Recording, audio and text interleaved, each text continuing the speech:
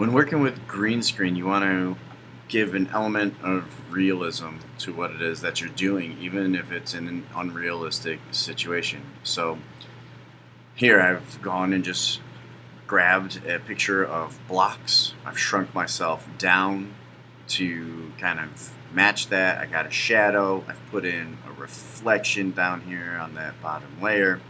Again, I'm going to green screen all of this first, and then I'm going to copy those layers and then drag them underneath my guy, so or underneath my image. So as I scrub along here, if I want this to look like I'm going to fly, so I've jumped up right here, I've actually gone in and switched to my razor blade tool, and I cut that.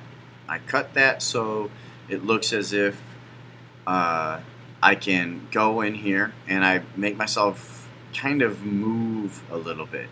I've put myself into a multiply mode. You see down here, if I click on this particular back layer, I've gone in and I've switched it over to multiply. So you can see it right there. So it's still combining, but now I'm kind of taking away the blockiness of my being there. Now that's not always going to work. It just happens to work for what I'm doing here. And underneath it, I've copied myself and put a directional blur on myself. So this starts to actually look like I have launched myself from this position, and it blurs behind. So something that just looks awkward, and I've gone in and I've keyframed, myself by using the free transform tool in order to get myself to lift up off of the stage here. And I can zoom on out, and you can see that I have dragged myself to, a point here where I've keyframed it. Boom, it just follows that, and I tilt it and I rotate it.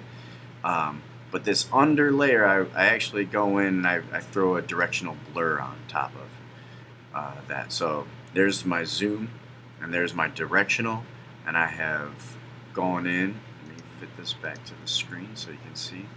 I've gone in and I've taken this and I have really gone from here, and I've really amped up the amount of directional blur that I'm going to give myself here, to a really nice extent. And so the same with my zoom blurs. And so I ran actually a couple different blurs on it in order to get a certain effect. The zoom blur off sometimes looks a little bit better than using it on. I don't know. Again, you have to kind of see what you get. Okay? Any given situation. And you kind of make yourself shoot off of the page. So, if I was going to really do this right, I would make sure that I keyed myself a little bit better. I kind of slowed it down so you could see some of that blur before it just took off. Here I am getting ready, looking like a superhero, and boom. So I kind of held it back. I'd probably reshoot that multiple different times in order to kind of sell that effect, or maybe I'd have this a little more zoomed out so we could see more of that trailing. But you get the idea of how to kind of give yourself a little more of a superhero look, hopefully. Just combining your layers, being creative with how you do that. There's no one way to do this. There's actually, gosh, there may be an infinite number of ways to go about doing some of these things. Not everything works. Not everything looks brilliant. And then there's other things that, different ways to make things look great. So I guess the point is to try it, to experiment with it, and it's really going to be, a lot of this is going to be found in the layers that you use and how clever you are with certain filters and certain tools, certain effects. How much of these individual amounts that you use. A lot of people will drag things on and leave it, and that's not necessarily the sign of somebody who's clever and creative. It's just somebody who can drag and drop something. So you want to be clever and creative. You want to actually go in and manipulate these things, but it can take a lot of experimentation.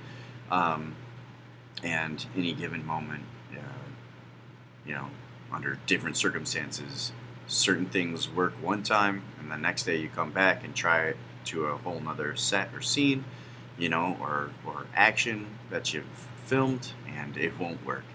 So, and there's a lot of variables and reasons for why that may happen. So this is one way to go about it, and just really doing this so you can kind of think about how to create some different types of effects. So that is your green screen blurring effect